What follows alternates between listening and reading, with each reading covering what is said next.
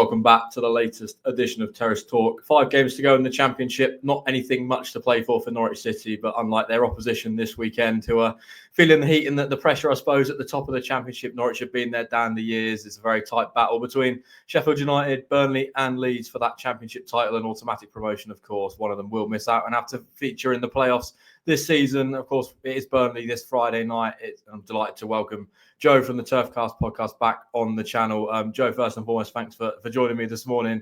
Let's just bring up that league table and then we'll speak a little bit about the results midweek that maybe some ways went for you and some ways didn't. Leeds topped the table there on 85, Burnley joint with there with 85. Obviously, goal difference separating them. 2 points below there is Sheffield United, who suffered that defeat to Millwall during the week. You had a 0-0 draw away at Derby. I suppose, was there a sense of missed opportunity after that, given, there's an opportunity there to extend the points gap to 4?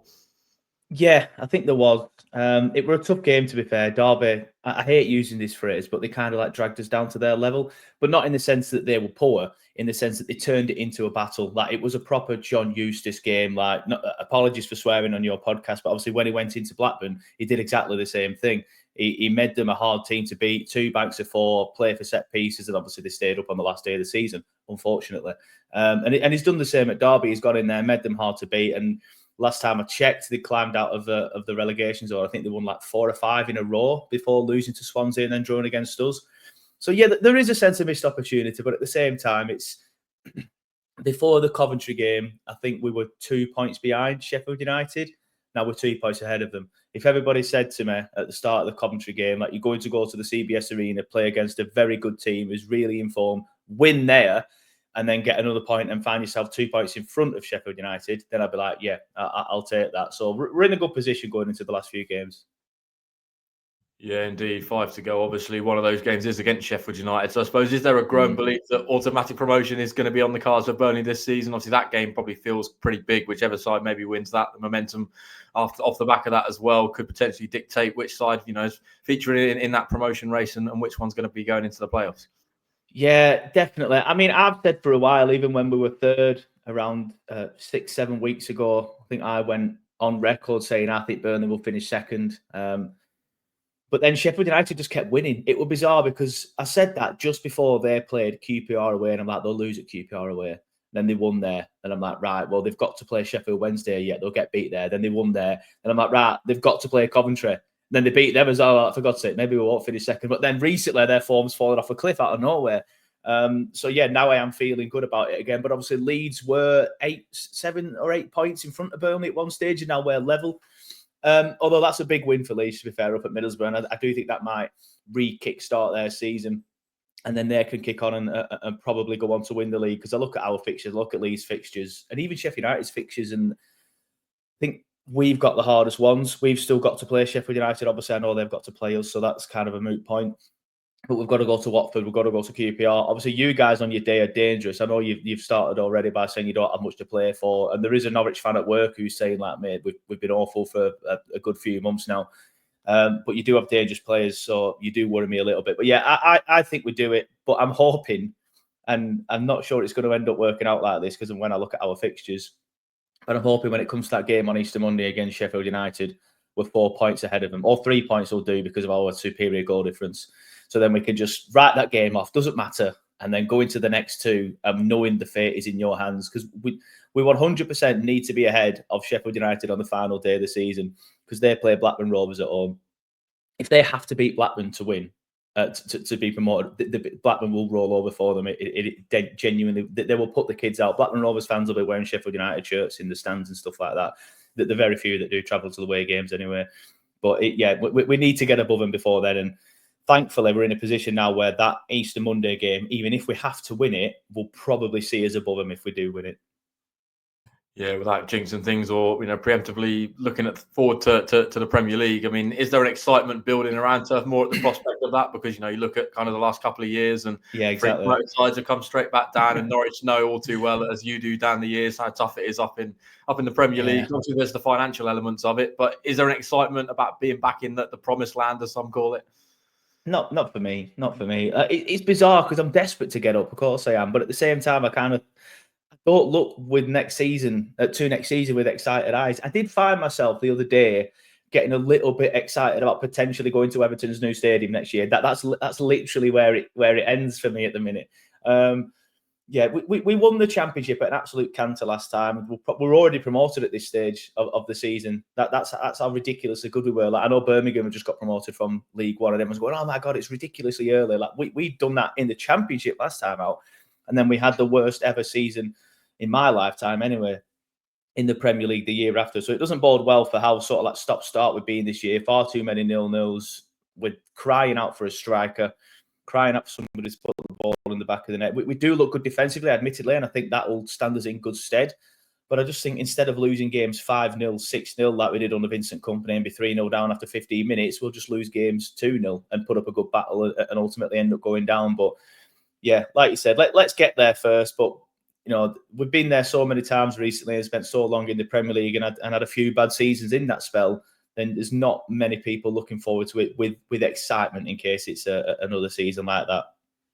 Yeah, you mentioned that defensive sort of statistics around Burnley this season, just 12 goals conceded, 29 clean sheets, only 2 defeats over the course of the season, been very consistent, even in games where maybe not been at your best, managing to grind out draws. So what's been made of that approach? Because obviously I've seen it labelled by some as boring and maybe not the most exciting to watch, and the brand of football's not particularly good on the eye, but obviously it's effective and it's got you to where you're at. And in the Premier League, sometimes that defensive side of the game can be so important. Yeah, I think it's decent. Look, it's interesting because I do sometimes leave games a little bit frustrated that we didn't get the ball forward enough, or we didn't take enough risks. But we are where we are in the league because of this style of play. And I think when you look at Parker's old teams in Fulham and Bournemouth, they always had like a really good striker up front, somebody who put the ball in the back of the net. We don't have that. And I feel like we are in a decent position. I'm happy to be where we are. Like, I'm one of them, and not many people share this opinion, to be fair. But when I go to the turf, I'm not there to be entertained. I'm there to watch my team win. I'm not bothered if it's a scrappy 1-0, boring, ugly win. As long as we win, I'm not bothered. Like, I was entertained for 2 years under VK, and don't get me wrong, that season when we won the league in the Championship was the best season ever following Burnley. And obviously, I've seen us finish 7th in the Prem. I've seen us in Europe, if you will. Obviously, the qualifying stages of the Europa League. I went to Olympiacos, so I class it as watching my team in Europe. But I'm there to see Burnley win. I want to see Burnley do well. And when I watch football on the TV, say like when I watch Man United Liverpool, for example, or Man United Man City, yeah, I want to be entertained. So I can understand why neutrals don't like it. But when I'm watching Burnley, I'm watching Burnley to win and to do well. So if the football's boring or other fans see it as boring, it doesn't particularly bother me. If we come away with the scrappiest 1-0 win on Friday night, absolutely stink the gaff out, do not deserve it, win 1-0, I will not care one jot. I'll be buzzing that we've won to go 5 points ahead of Sheffield United at stage and then heap all the pressure on them as they face, admittedly, what is looking like an easy game away at Plymouth. But Plymouth can be quite decent at home. Yeah, we certainly found that out last weekend in terms of Plymouth. So, you mentioned about that.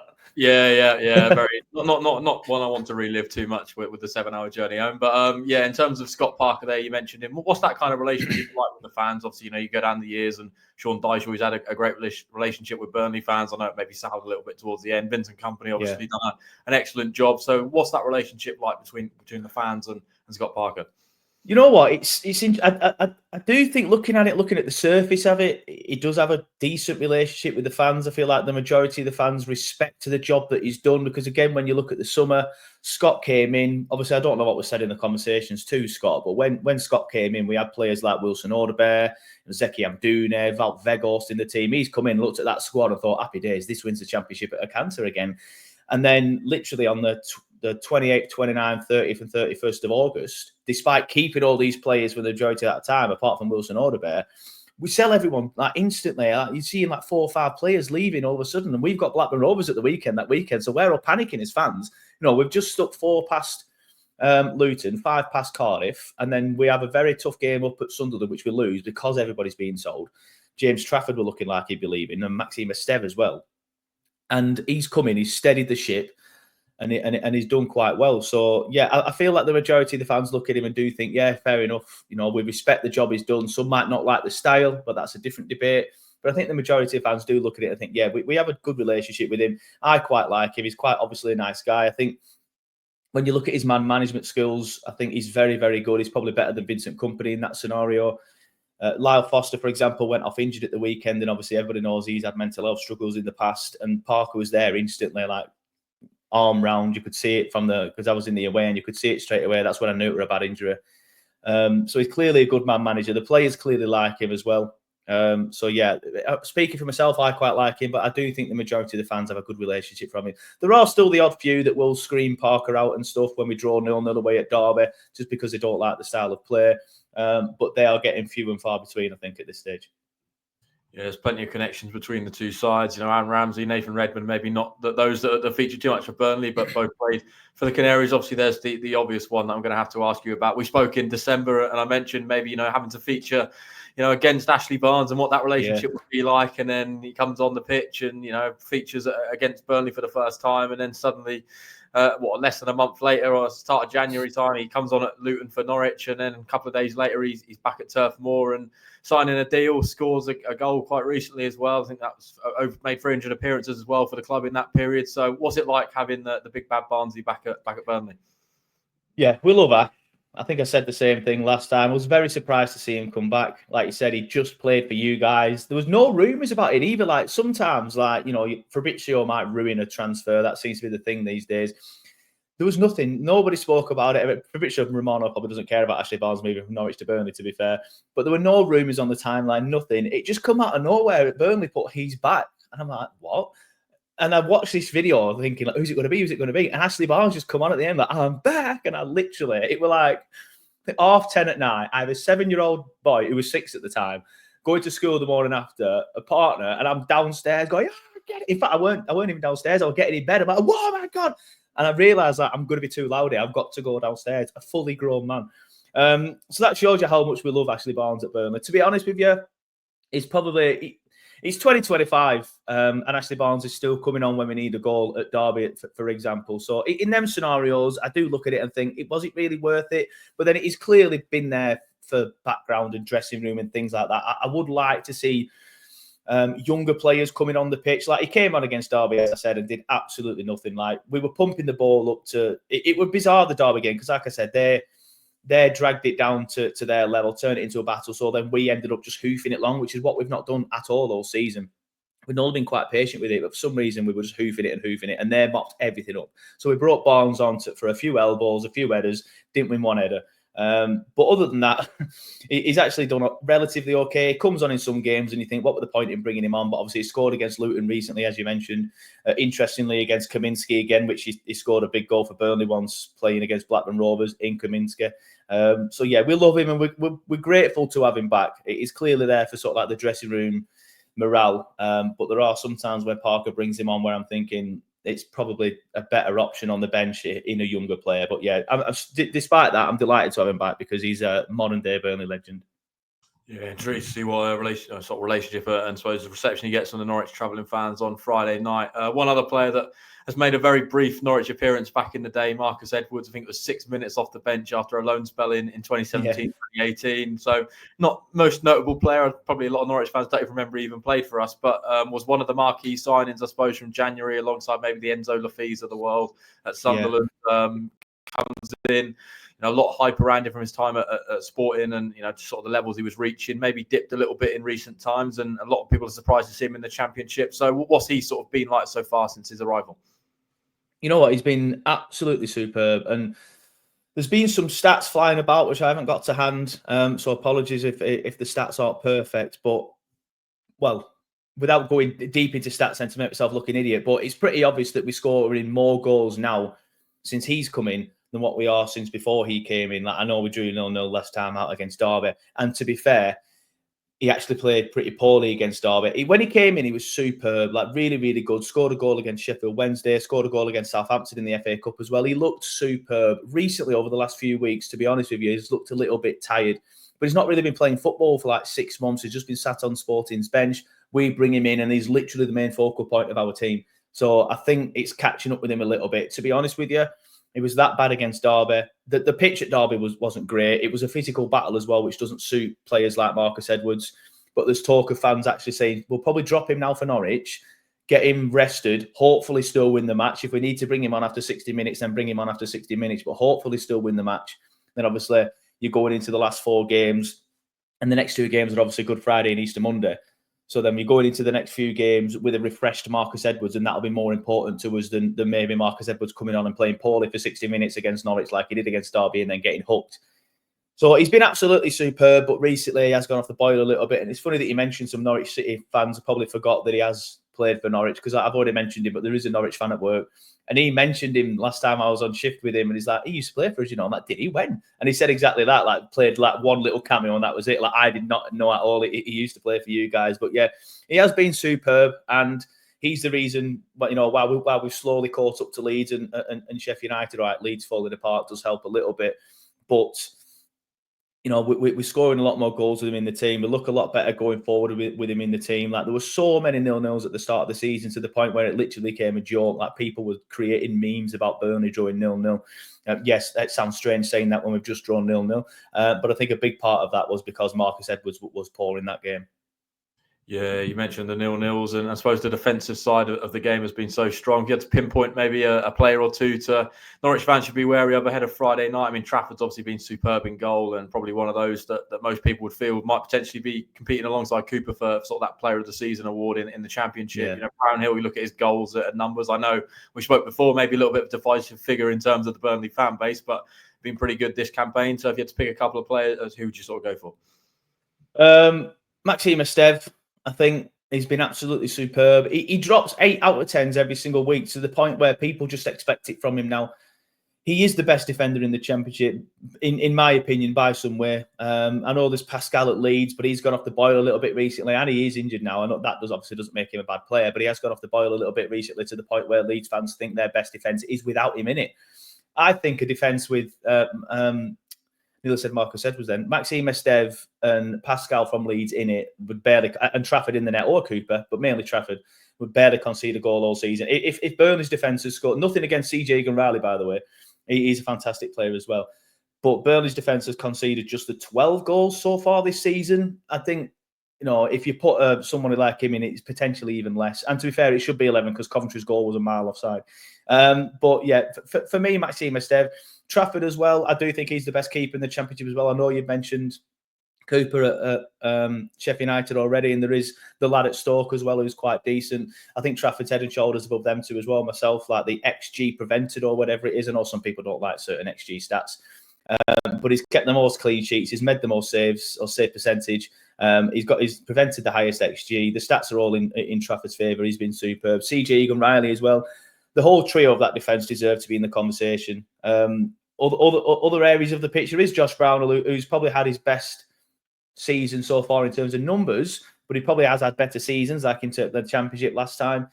But he's chipping in with the goals probably because nobody else is doing it at the minute. Like I said earlier, we don't have a striker. Lyle Foster scored 2 goals this season, and now he's out for the rest of the season. So we have struggled up front. And Cullen as well. Cullen goes under the radar all the time, but in my opinion, he is one of the best sort of like defensive midfielders in the Championship.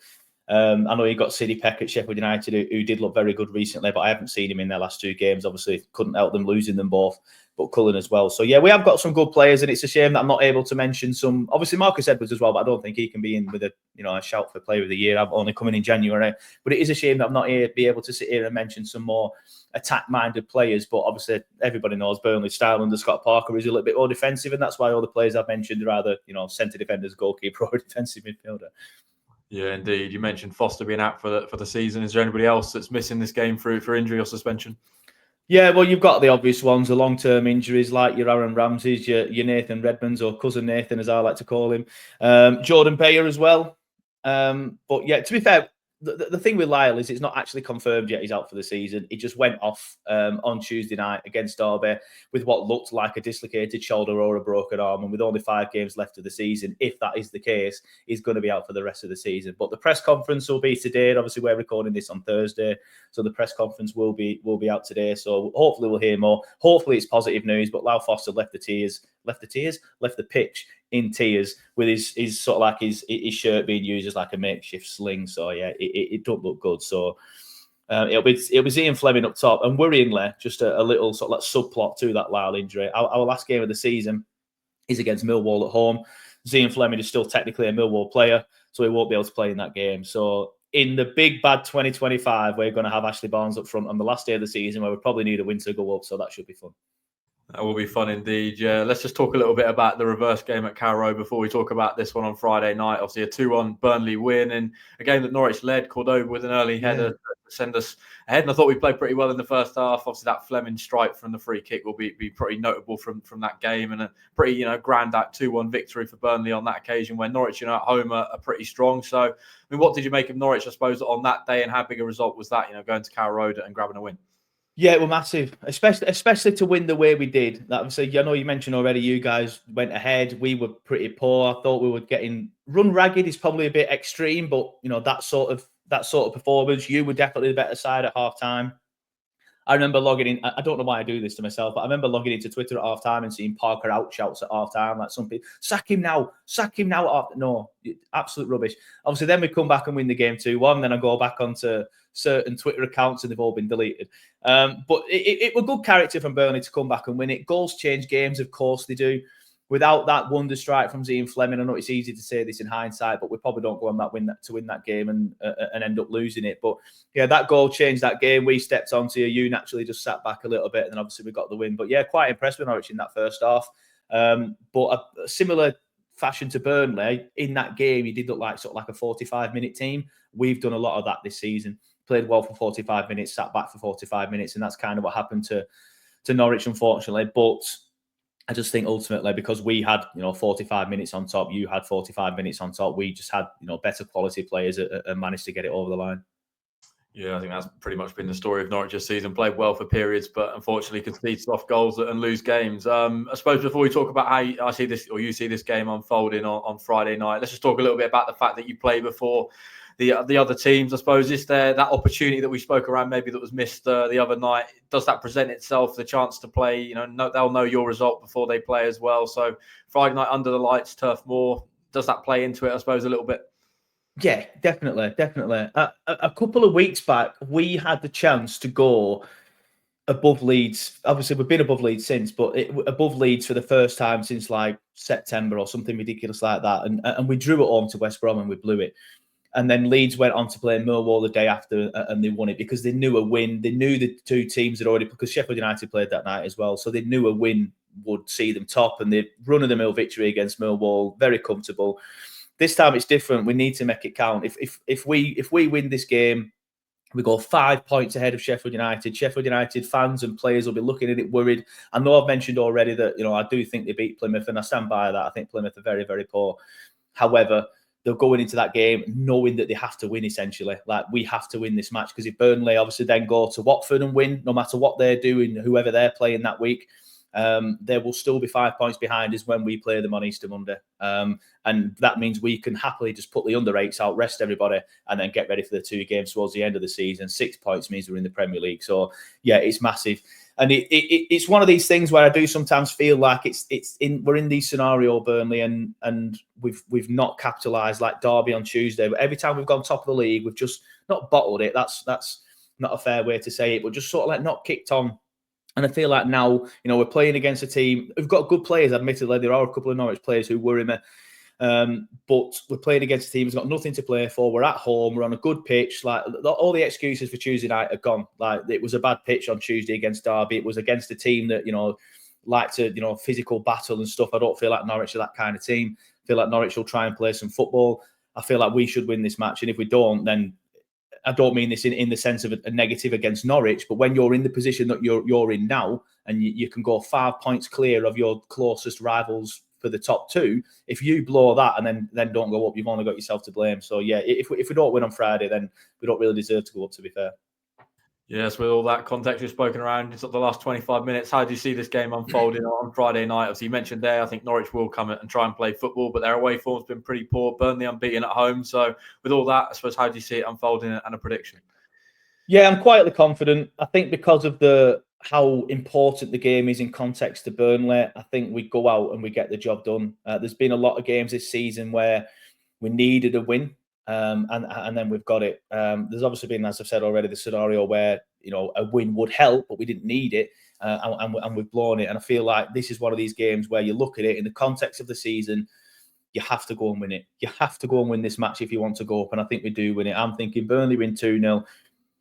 But like I said already, there are some players that worry me. Obviously, Signs, Sargent. There are some players that worry me. Norwich are capable of scoring against Burnley, but I do feel like with Norwich at the minute, one eye will be on the end of the season, and I think that plays into Burnley's hands. If you were still within a shout of the playoffs, I wouldn't be as confident. But yeah, fingers crossed. Obviously that I'm right. Obviously you guys will all disagree, but I'm thinking 2-0 to the Clarets. Yeah, I think I could probably see something similar, unfortunately. But in terms of just rounding off the show, Joe, just want to plug where people can find your Burnley content.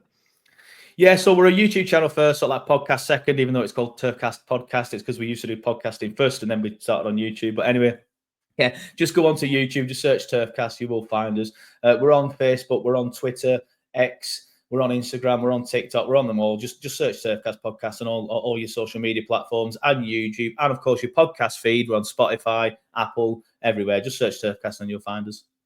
Good stuff. We'll link that all down below. Do really appreciate your time this morning, Joe, coming on and sharing some thoughts there. Obviously, might be the last time for this season and potentially next season that we speak, given that Burnley will probably be in and around the promotion. As much as I enjoy coming on the show, mate, I hope I don't see you next season.